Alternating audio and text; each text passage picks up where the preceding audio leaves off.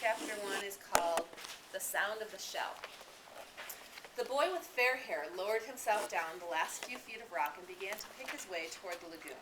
Though he had taken off his school sweater and trailed it now from one hand, his gray shirt stuck to him and his hair was plastered to his forehead. All round him, the long scar smashed into the jungle was a bath of heat.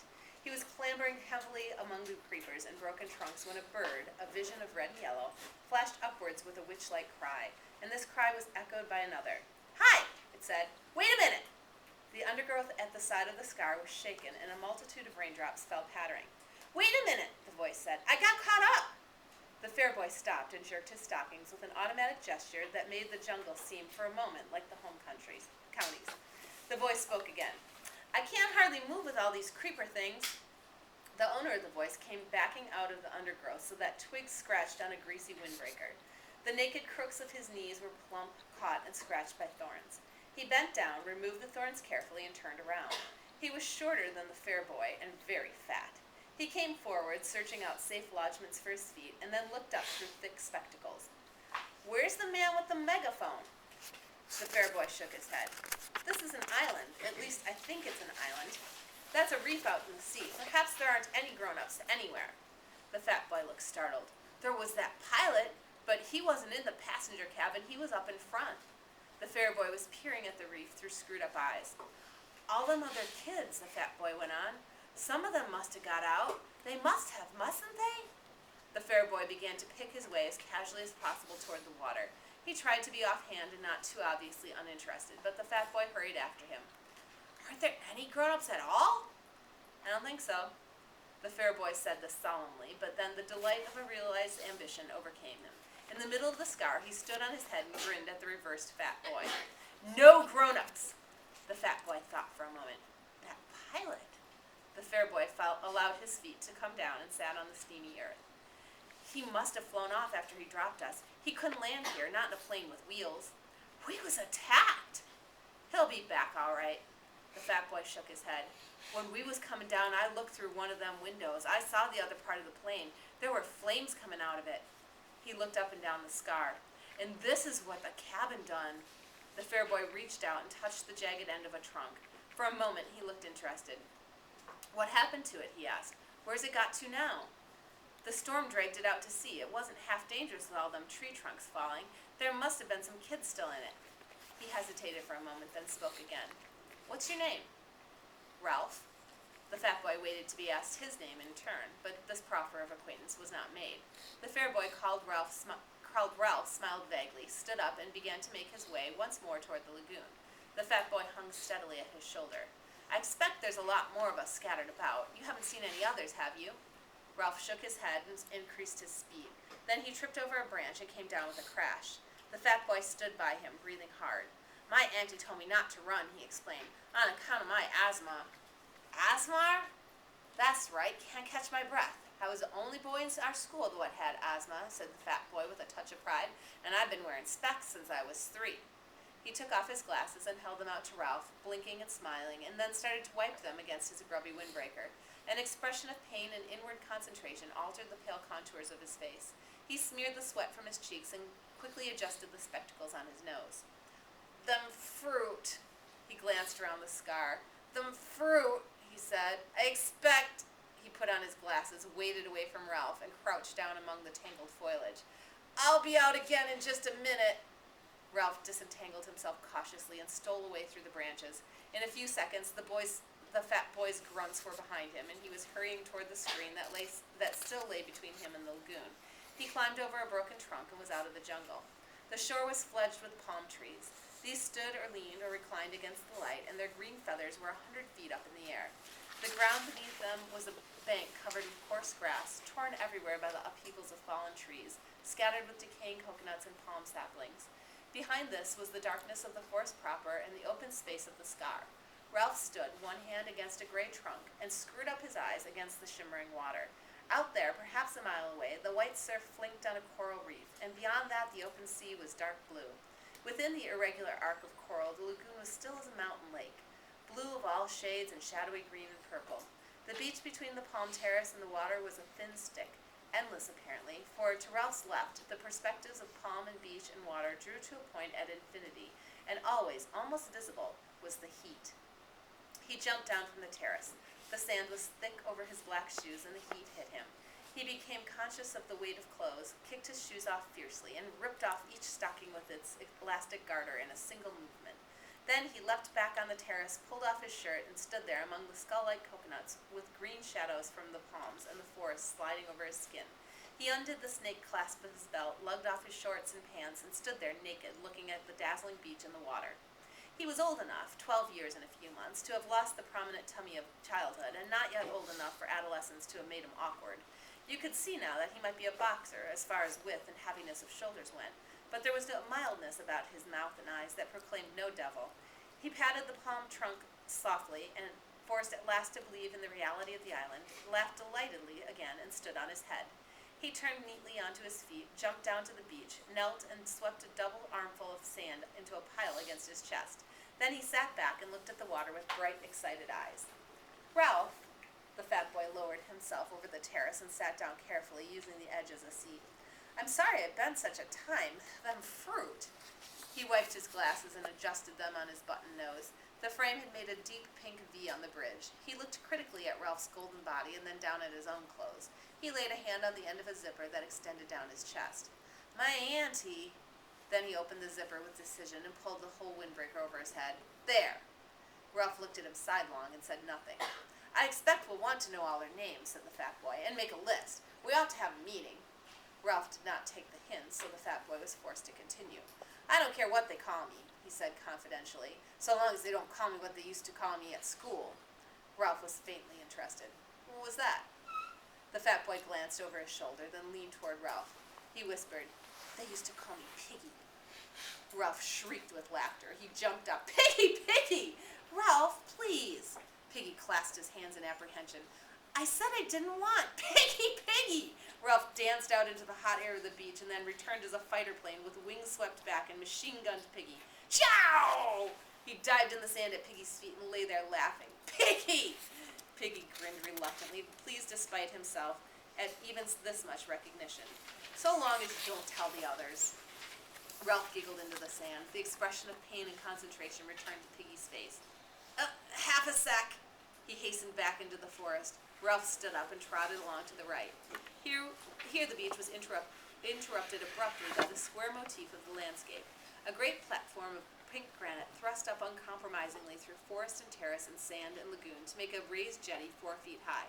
The top of this was covered with a thin layer of soil and coarse grass and shaded with young palm trees. There was not enough soil for them to grow to any height, and when they reached perhaps 20 feet, they fell and dried, forming a crisscross pattern of trunks, very convenient to sit on. The palms that still stood made a green roof, covered on the underside with a quivering tangle of reflections from the lagoon. Ralph hauled himself onto this platform, noted the coolness and shade, shut one eye, and decided that the shadows on his body were really green. He picked his way to the seaward edge of the platform and stood looking down into the water. It was clear to the bottom and bright with the efflorescence of tropical weed and coral. A school of tiny glittering fish flicked hither and thither. Ralph spoke to himself, sounding the bass strings of delight. Whiz-ow! Beyond the platform there was more enchantment. Some act of God, a typhoon perhaps, or the storm that had accompanied his own arrival, had banked sand inside the lagoon, so that there was a long, deep pool in the beach with high ledge of pink granite at the further end. Ralph had been deceived before now by the specious appearance of depth in a beach pool, and he approached this one preparing to be disappointed. But the island ran true to form, and the incredible pool, which clearly was only invaded by the sea at high tide, was so deep at one end as to be dark green. Ralph inspected the whole 30 yards carefully and then plunged in. The water was warmer than his blood, and he might have been swimming in a huge bath. Piggy appeared again, sat on the rocky ledge, and watched Ralph's green and white body enviously. You can't half swim. Piggy! Piggy took off his shoes and socks, arranged them carefully on the ledge, and tested the water with one toe. It's hot! What did you expect? I didn't expect nothing. My auntie sucks to your auntie. Ralph did a surface dive and swam underwater with his eyes open. The sandy edge of the pool loomed up like a hillside. He turned over, holding his nose, and a golden light danced and shattered just over his face. Piggy was looking determined and began to take off his shorts. Presently he was palely and fatly naked. He tiptoed down the sandy side of the pool and sat there up to his neck in water, smiling proudly at Ralph. "Aren't you going to swim?" Piggy shook his head. "I can't swim. I wasn't allowed. My asthma." "Sucks to your asthma." Piggy bore this with a sort of humble patience. "You can't half swim well." Ralph paddled backwards down the slope, immersed his mouth, and blew a jet of water into the air. Then he lifted his chin and spoke. "I could swim when I was 5. Daddy taught me. He's a commander in the Navy. When he gets leave, he'll come and rescue us. What's your father?" Piggy flushed suddenly. "My dad's dead," he said quickly, "and my mom." He took off his glasses and looked vainly for something with which to clean them. "I used to live with my auntie. She kept a candy store. I used to get ever so many candies, as many as I liked. When'll your dad rescue us?" "Soon as he can." Piggy rose dripping from the water and stood naked, cleaning his glasses with a sock. The only sound that reached them now, through the heat of the morning, was the long, grinding roar of the breakers on the reef. "How does he know we're here?" Ralph lolled in the water. Sleep enveloped him like the swathing mirages that were wrestling with the brilliance of the lagoon. "How does he know we're here?" "Because," thought Ralph, because... The roar from the reef became very distant. "They'd tell him at the airport." Piggy shook his head, put on his flashing glasses, and looked down at Ralph. "Not them. Didn't you hear what the pilot said about the atom bomb? They're all dead." Ralph pulled himself out of the water, stood facing Piggy, and considered this unusual problem. Piggy persisted. "This is an island, isn't it?" "I climbed a rock," said Ralph slowly, "and I think this is an island." "They're all dead," said Piggy, "and this is an island. Nobody don't know we're here. Your dad don't know. Nobody don't know." His lips quivered and the spectacles were dimmed with mist. "We may stay here till we die." With that word, the heat seemed to increase till it became a threatening weight, and the lagoons attacked them with a blinding effulgence.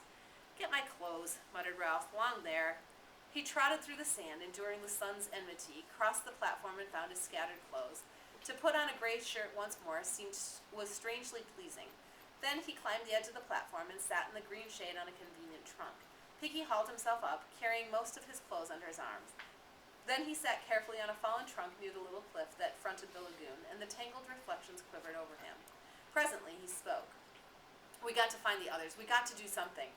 Ralph said nothing. Here was a coral island, protected from the sun. Ignoring Piggy's ill-omened talk, he dreamed pleasantly. Piggy insisted. "How many of us are there?" Ralph came forward and stood by Piggy. "I don't know." Here and there little breezes crept over the polished waters beneath the haze of heat.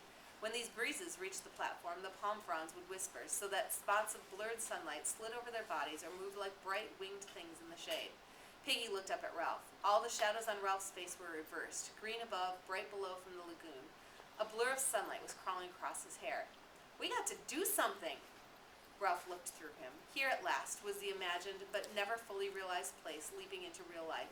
Ralph's lips parted in a delighted smile, and Piggy, taking the smile to himself as a mark of recognition, laughed with pleasure. "If it really is an island, what's that?" Ralph had stopped smiling and was pointing into the lagoon. Something creamy lay among the ferny weeds. "A stone. No, a shell." Suddenly Piggy was abubble with decorous excitement. "That's right, it's a shell. I've seen one like that before. On someone's back wall. Conchi called it. He used to blow it, and then his mum would come. It's ever so valuable." Near to Ralph's elbow, a palm sapling leaned out over the lagoon. Indeed, the weight was already pulling a lump from the poor soil, and soon it would fall. He tore out the stem and began to poke about in the water, while the brilliant fish flicked away on this side and that.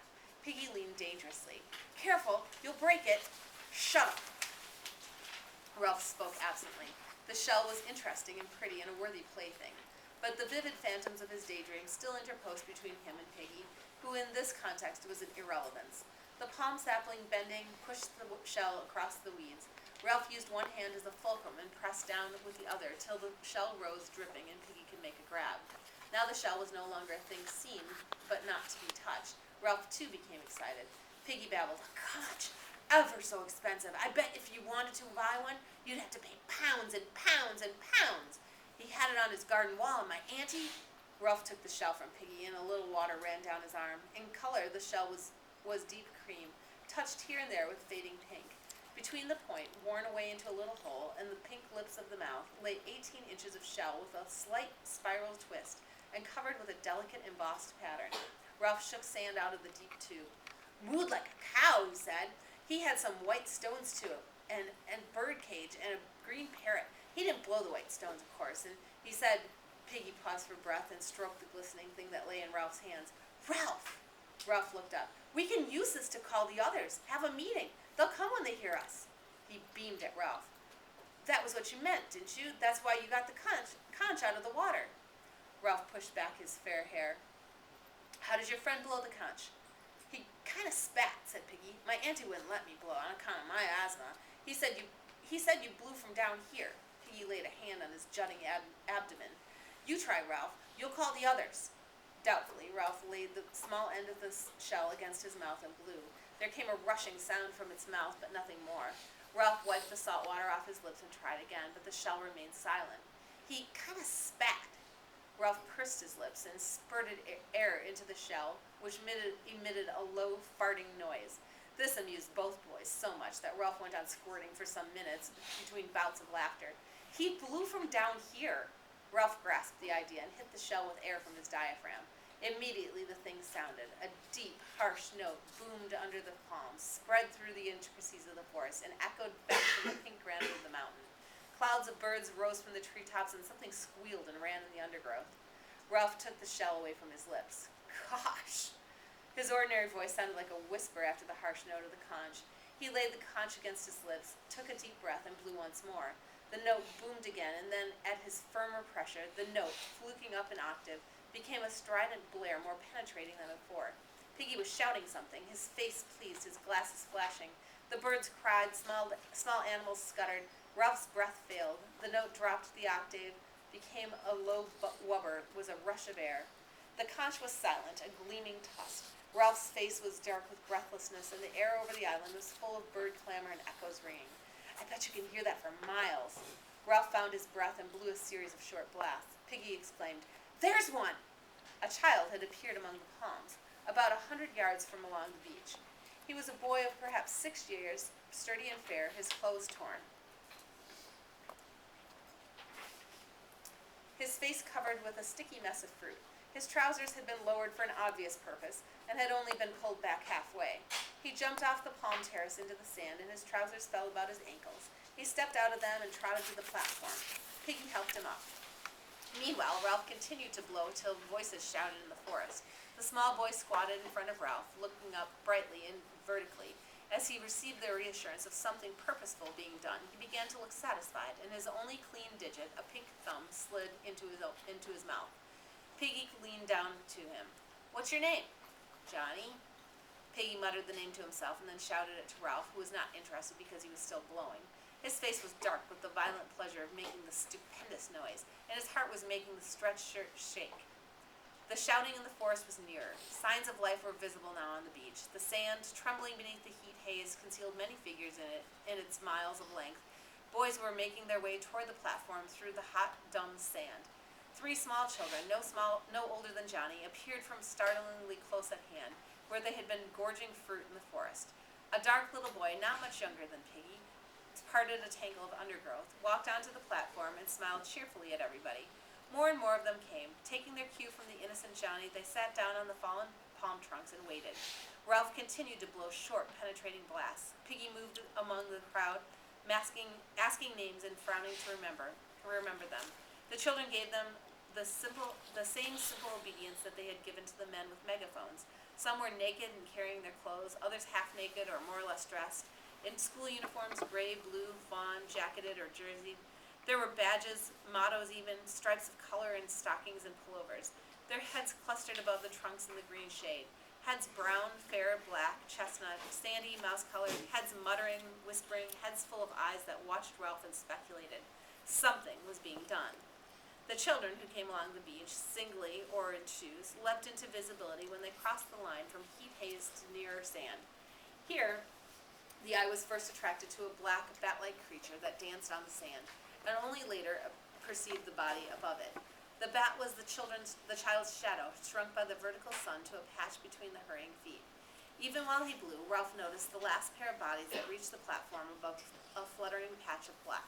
The 2 boys, bullet-headed and with hair like tow, flung themselves down and lay grinning and panting at Ralph like dogs.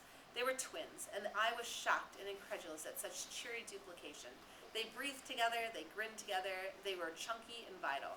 They raised their wet lips at Ralph, for they seemed provided with not quite enough skin, so that their profiles were blurred and their mouths pulled open. Piggy bent his flashing glasses to them and could be heard between the blasts repeating their names. Sam, Eric. Sam, Eric. Then he got muddled. The twins shook their heads and pointed at each other, and the crowd laughed. At last Ralph ceased to blow and sat there, the conch trailing from one hand, his head bowed on his knees. As the echoes died away, so did the laughter, and there was silence. Within the diamond haze of the beach, something dark was fumbling along. Ralph saw it first, and watched till the intentness of his gaze drew all eyes that way. Then the creature stepped from mirage onto clear sand, and they saw that the darkness was not all shadow, but mostly clothing. The creature was a party of boys, marching approximately in step in two parallel lines and dressed in strangely eccentric clothing. Shorts, shirts, and different garments they carried in their hands, but each boy wore a square black cap with a silver badge on it. Their bodies, from throat to ankle, were hidden by black cloaks, which bore a long silver cross on the left breast, and each neck was finished off with a ham-bone frill. The heat of the tropics, the descent, the search for food, and now this sweaty march along the blazing beach had given them the complexions of newly washed plums. The boy who controlled them was dressed in the same way, though his cap badge was golden. When his party was about 10 yards from the platform, he shouted an order, and they halted, gasping, sweating, swaying in the fierce light. The boy himself came forward, vaulted onto the platform with his cloak flying, and peered into what to him was almost complete darkness. "Where's the man with the trumpet?" Ralph, sensing his sun-blindness, answered him. "There's no man with a trumpet, only me." The boy came close and peered down at Ralph, screwing up his face as he did so. What he saw of the fair-haired boy with the creamy shell on his knees did not seem to satisfy him. He turned quickly, his black cloak circling. "Isn't there a ship, then?" Inside the floating cloak, he was tall, thin, and bony, and his hair was red beneath the black cap. His face was crumpled and freckled and ugly without silliness. Out of this face stared two light blue eyes, frustrated now and turning or ready to turn to anger. "Isn't there a man here?" Ralph spoke to his back. "No, we're having a meeting. Come and join in." The group of cloaked boys began to scatter from close line. The tall boy shouted at them. "Choir, stand still!" Wearily obedient, the choir huddled into line and stood there swaying in the sun. Nonetheless, some began to protest faintly. "But, Meridew, please, Meridew, can't we?" Then one of the boys flopped on his face in the sand, and the line broke up. They heaved the fallen boy to the platform and let him lie. Meridew, his eyes staring, made the best of a bad job. "All right, then, sit down. Let him alone." "But Meridew, he's always throwing a feint," said Meridew. "He did in Gibb and Addis and at Matins over the precentor." This last piece of shop brought sniggers from the choir, who perched like black birds on the crisscross trunks and examined Ralph with interest. Piggy asked no names. He was intimidated by this uniformed superiority and the offhand authority in Meridew's voice. He shrank to the other side of Ralph and busied himself with his glasses. Meridew turned to Ralph. "Aren't there any grown-ups?" "No." Meridew sat down on a trunk and looked around the circle. "Then we'll have to look after ourselves." Secure on the other side of Ralph, Piggy spoke timidly. "That's why Ralph made a meeting, so as we can decide what to do. We've heard names. That's Johnny, those two, they're twins, Sam and Eric. Which is Eric? You? No. You're Sam? I'm Sam. And I'm Eric." "We'd better all have names," said Ralph, "so I'm Ralph." "We got most names," said Piggy. "Got 'em just now." "Kid's name," said Meridew. "Why should I be Jack? I'm Meridew." Ralph turned to him quickly. This was the voice of one who knew his own mind. "Then," went on Piggy, "that boy, I forget." "You're talking too much," said Jack Meridew. "Shut up, fatty." Laughter arose. "He's not fatty," said Ralph. "His real name's Piggy." "Piggy, Piggy, oh, Piggy!" A storm of laughter arose, and even the tiniest child joined in. For the moment the boys were a close circuit of sympathy with Piggy outside. He went very pink, bowed his head, and cleaned his glasses again. Finally the laughter died away, and the naming continued. There was Maurice, next in size among the choir boys to Jack, but broad and grinning all the time. There was a slight, furtive boy whom no one knew, who kept to himself with an inner intensity of avoidance and secrecy. He muttered that his name was Roger, and was silent again. Bill, Robert, Harold, Henry, the choir boy who had fainted, sat up against a palm trunk, smiled pallidly at Ralph, and said that his name was Simon. Jack spoke. "We've got to decide about being rescued." There was a buzz. One of the small boys, Henry, said that he wanted to go home. "Shut up," said Ralph absently. He lifted the conch. "Seems to me we ought to have a chief to decide things." "A chief! A chief!" I ought to be chief, said Jack with simple arrogance, because I'm chapter chorister and head boy. I can sing C sharp. Another buzz. Well then, said Jack, He hesitated. The dark boy, Roger, stirred at last and spoke up. Let's have a vote. Yes, vote for chief. Let's vote. The toy of voting was almost as pleasing as the conch. Jack started to protest, but the clamor changed from the general wish for a chief to an election by acclaim of Ralph himself. None of the boys could have found good reason for this. What intelligence had been shown was traceable to Piggy, while the most obvious leader was Jack. But there was a stillness about Ralph, as he sat, that marked him out. There was his size and attractive appearance, and most obscurely, yet most powerfully, there was the conch. The being that had blown that had sat waiting for them on the platform, and the delicate thing balanced on his knees was set apart. Him with the shell! Ralph! Ralph! Let him be the chief with the trumpet thing. Ralph raised a hand for silence. All right, who wants Jack for chief? With dreary obedience, the choir raised their hands. Who wants me? Every hand outside the choir except Piggy's was raised immediately. Then Piggy, too, raised his hand grudgingly into the air. Ralph counted. I'm chief, then. The circle of boys broke into applause. Even the choir applauded, and the freckles on Jack's face disappeared under a blush of mortification. He started up, then changed his mind, and sat down again while the air rang. Ralph looked at him, eager to offer something. The choir belongs to you, of course. They could be the army, or hunters. They could be... The suffusion drained away from Jack's face. Ralph waved again for silence. Jack's in charge of the choir. They can be... What do you want them to be?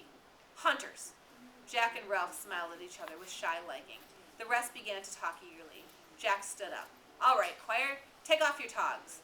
As if released from class, the choir boys stood up, chattered, piled their black cloaks on the grass. Jack laid his on the trunk by Ralph. His gray shorts were sticking to him with sweat. Ralph glanced at them admiringly, and when Jack saw his glance, he explained. I tried to get over that hill to see if there was water all around, but your shell called us. Ralph smiled and held up the conch for silence.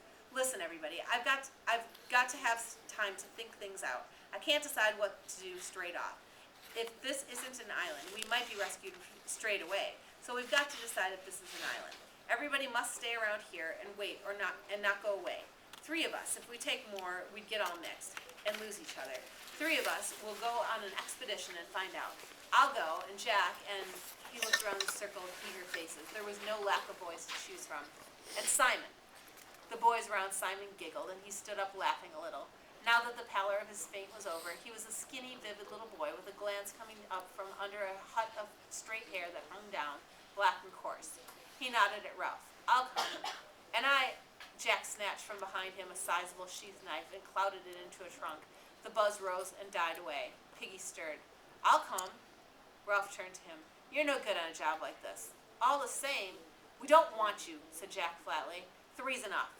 Piggy's glasses flashed. I was with him when he found the conch. I was with him before anyone else was.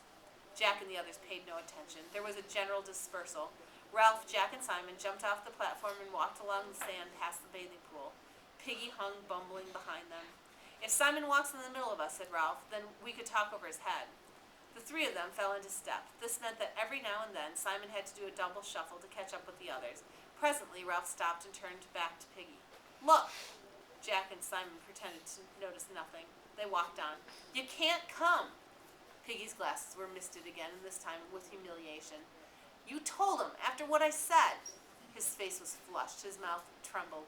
After I said I didn't want... What on earth are you talking about? About being called Piggy. I said I didn't care as long as they didn't call me Piggy. And I said not to tell, and then you went and said straight out. Stillness descended on them. Ralph, looking with more understanding at Piggy, saw that he was hurt and crushed. He hovered between the 2 courses of apology or further insult. Better Piggy than Fatty, he said at last, with the directness of genuine leadership. And anyway, I'm sorry if you feel like that. Now go back, Piggy, and take names. That's your job. So long.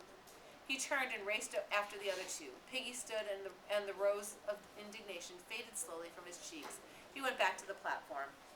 The 3 boys walked briskly on the sand. The tide was low, and there was a strip of weed-strewn beach that was almost as firm as a road. A kind of glamour was spread over them, and they were conscious of the glamour and made happy by it. They turned to each other, laughing excitedly, talking, not listening. The air was bright. Ralph, faced by the task of translating all this into an explanation, stood on his head and fell over. When they had done laughing, Simon stroked Ralph's arm shyly, and they had to laugh again. "Come on," said Jack presently. "We're explorers." "We'll go to the end of the island," said Ralph, "and look round the corner. If it is an island." Now, toward the end of the afternoon, the mirages were settling a little. They found the end of the island, quite distinct, and not magicked out of shape or sense. There was a jumble of the usual squareness, and one great block sitting out in the lagoon. Seabirds were nesting there. "Like icing," said Ralph, "on a pink cake." "We shan't see around this corner," said Jack, "because there isn't one. Only a slow curve, and you can see the rocks get worse." Ralph shaded his eyes and followed the jagged outline of the crags up toward the mountain. This part of the beach was nearer the mountain than any other than they had seen. "We'll try climbing the mountain from here," he said. I should think this is the easiest way. There's less of that jungly stuff and more pink rock. Come on." The three boys began to scramble up. Some unknown force had wrenched and shattered these cubes so that they lay askew, often piled diminishingly on each other. The most usual feature of the rock was a pink cliff surmounted by a skewed block, and that again surmounted, and that again, till the pinkness became a stack of balanced rock projecting through the looped fantasy of the forest creepers. Where the pink cliffs rose out of the ground, there were often narrow tracks winding upwards. They could edge along them, deep in the plant world, their faces in the rock. "What made this track?" Jack paused, wiping the sweat from his face. Ralph stood by him, breathless. "Men?" Jack shook his head. "Animals." Ralph peered into the darkness under the trees. The forest minutely vibrated. "Come on." The difficulty was not the steep ascent around the shoulder of the rock, but the occasional plunges through the undergrowth to get to the next path. Here the roots and stems of creepers were in such tangles that the boys had to thread them through them like pliant needles.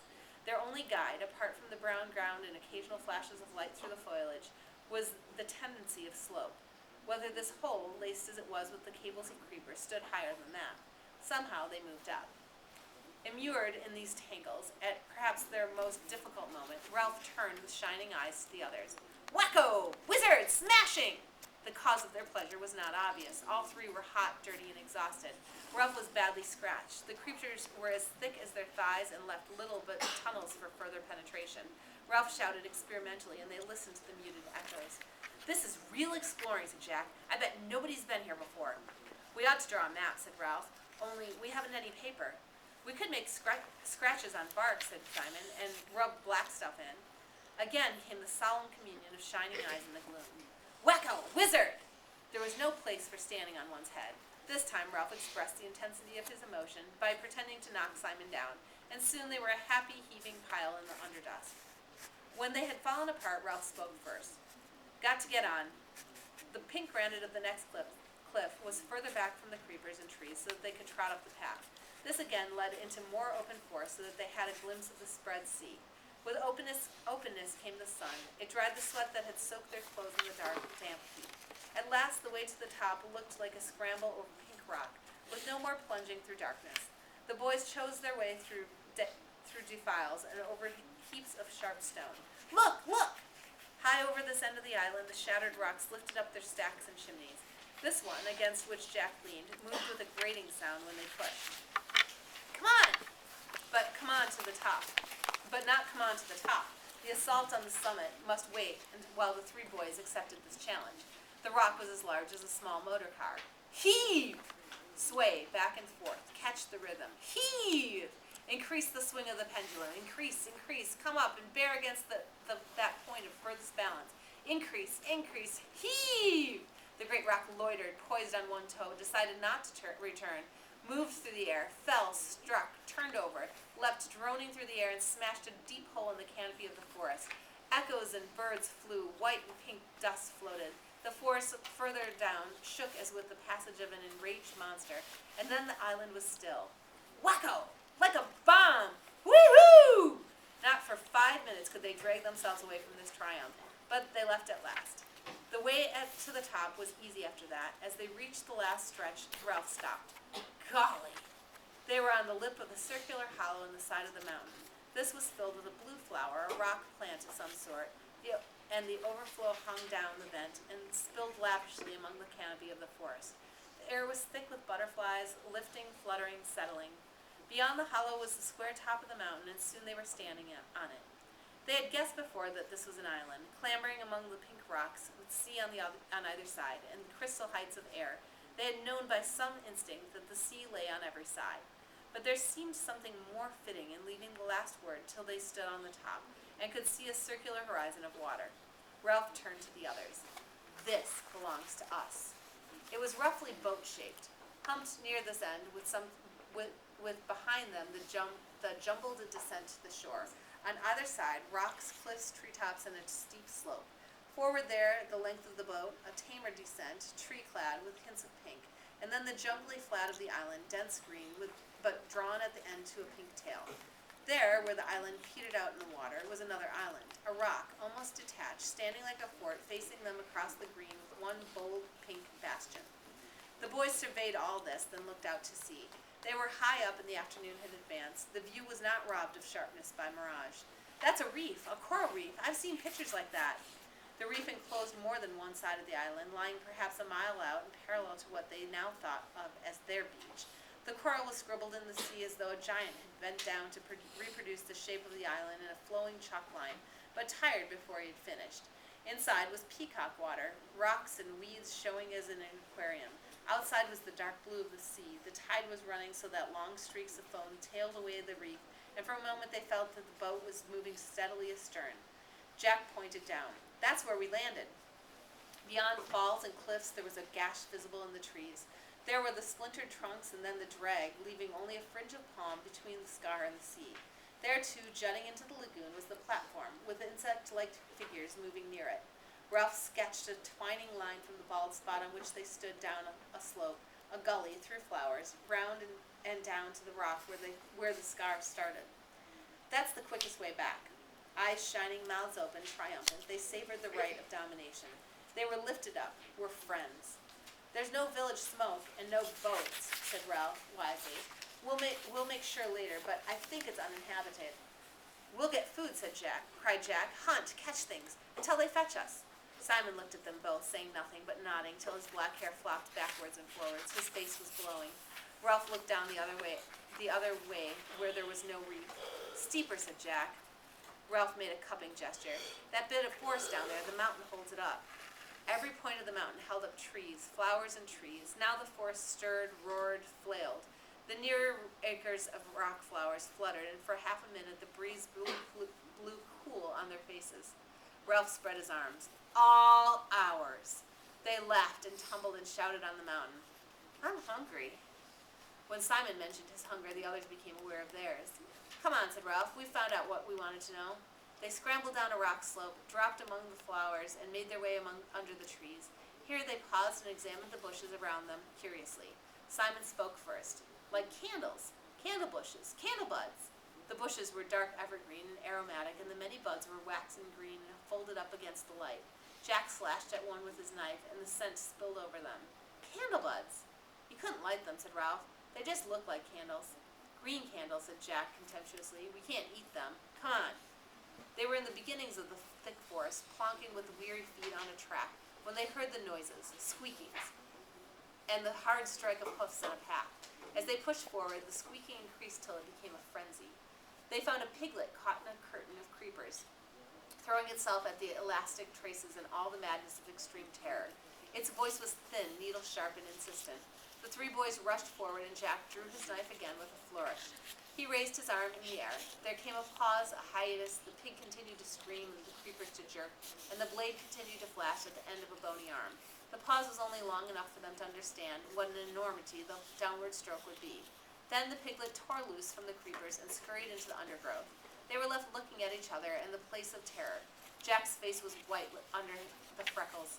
He noticed that he still held the knife aloft and brought his arm down, replacing the blade in the sheath. Then they all three laughed unashamedly and began to climb back to the track. "I was choosing a place," said Jack. "I was just waiting for a moment to decide where to stab him." "You should stick a pig," said Ralph fiercely. "They always talk about sticking a pig." "You cut a pig's throat to let the blood out," said Jack. "Otherwise you can't eat the meat." "Why didn't you—" They knew very well why he hadn't, because of the enormity of the knife descending and cutting into living flesh, because of the unbearable blood. "I was going to," said Jack. He was ahead of them, and they could not see his face. "I was choosing a place. Next time." He snatched his knife out of the sheath and slammed it into a tree trunk. Next time there would be no mercy. He looked around fiercely, daring them to contradict. Then they broke into the sunlight, and for a while they were busy finding and devouring food as they moved down the scar toward the platform and the meeting.